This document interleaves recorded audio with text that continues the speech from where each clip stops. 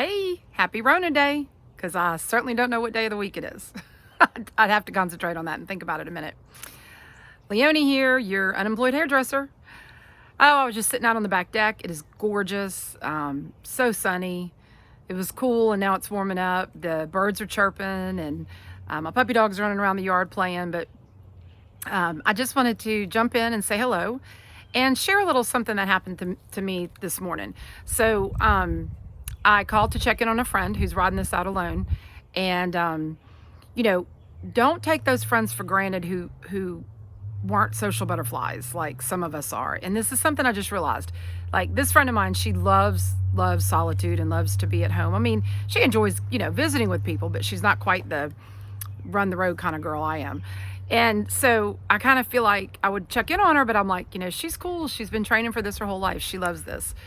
But, honestly, she wasn't cool. And so she didn't have her routine.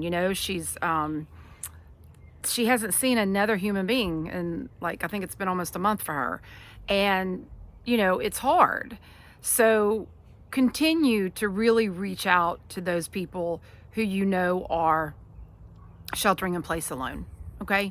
And then, of course, keep in touch with all of your people. But I just think that's real important. And being unemployed, I've never been employed in my whole life, and I have the whole day, 24 hours, and I look up and it's 4 or 5 in the afternoon and the whole day's gotten away from me. So, and I don't know why that happens. I feel like I have all the time in the world, and then you don't, but I guess I'm not used to managing downtime. So, do that. Make a commitment every day or every other day or twice a week to reach out to someone. But while her and I were talking on the phone,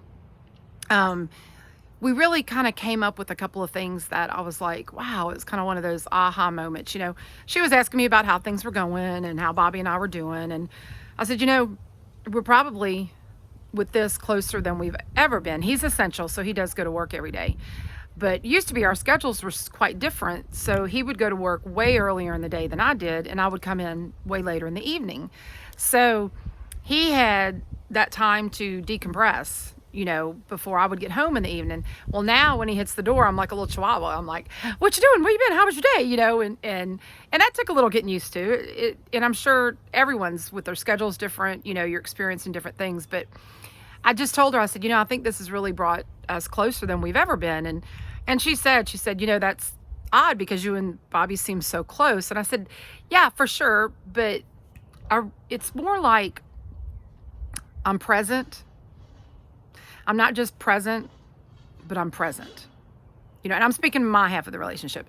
So we have a great relationship. We, just like every married couple, sometimes you can pinch each other's head off, but we really enjoy each other's company.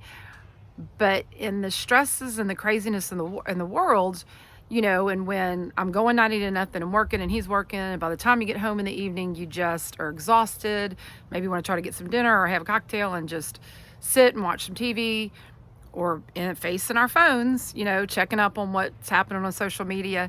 And, a lot of times we would talk through that cell phone sometimes, like, hey, did you see this? Or did you see that? Or, we both are in jobs that we communicate with people all day long. So sometimes you just don't want to communicate. You just want to have some peace and quiet. So I would be home in the evenings, but was I really present? So that's kind of what I'm seeing now. And it's really... And I've said it 1,000 times, I'm a real social person. So I would just as soon be around, 10 or 15 people or 6 friends or have, 3 or 4 couples at dinner. And sometimes I would say, Leonie, slow down because you really need to have a date night or you really need to do something, with just Bobby. But he's social also. But the nights that, we're here alone every night now, and it's really been kind of cool. So I'm assuming that's going to be with people and your children even. We're not just present anymore. We're present because we're together and we're forced together. We're forced with some FaceTime. So I just thought that was kind of interesting, And so, like, when I call and I check on her, today we FaceTimed because it makes a difference to see each other's face. I mean, we've been friends since brownies. But, just talking on the phone is one thing. But seeing her face... I could read 1,000 words just by the look on her face. I know what's going on with her. And that's how it is with great friends and with family. So use that FaceTime. Then the other thing is we were talking about is how incredible social media is right now. There's a lot of love out there, a lot of fun, a lot of funny memes. There's still the stuff, but there's just a lot of people reaching out, people doing wonderful things, heartwarming stories, heartbreaking stories. But I'm seeing some people really dig deep to be joyous and to share happiness and to it's kind of refreshing. So I'd like us all to try to make a commitment after this is over, because it will be one day. God hope, when this is over, that we continue to try not to get back into that rut, and to really keep sharing the love. And we've probably reconnected or rekindled some friendships because we have a little more time. So let's keep that ball rolling. And I think if we all make that commitment, it'd be pretty cool. So that's just two things that came to mind as we were having our conversation this morning. And I thought it was pretty cool. So, hey, I hope everyone is doing really well.